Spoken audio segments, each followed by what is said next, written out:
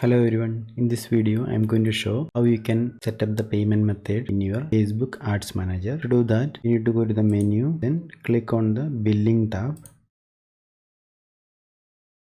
Once it is open, you need to click on the payment setting tab here. Then you have to fill up the business information to edit this button. Then you can add a country name, currency, time zone, and your business name. If you don't have, you can put your name. Then business address details, city, country or region, pin code. Then GST number or tax number is optional.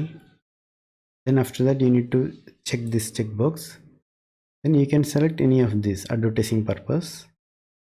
Once you fill up this, you need to save this pop-up window. So it's already saved.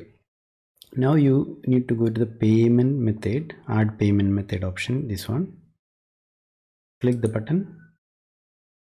Here you can select any of this option.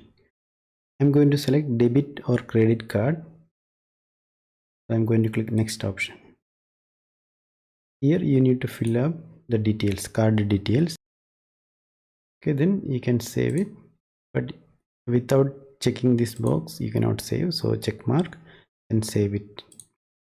So you have to add your OTP number here, then submit. So it's in progress, it will take maybe up to 5 minutes, so you need to wait. So it's already verified, so click done button. So the payment method is already added. Now what you need to do, you can go to the ads manager, clicking the menu, then click on the ads manager. Then you can create your campaign and run your campaign. So what will happen, time to time the money will deduct from your card. How you can check that? Anytime if you want to check, you go to the menu, then billing. So here you can see how much the balance you need to pay. For example, $100 you already spent for your ad. Same time they will not deduct from your card. Maybe the beginning time it's a new account, maybe $10. When it's already $10 you already use for the ad, then one time they will deduct for $20 or $50 or $100.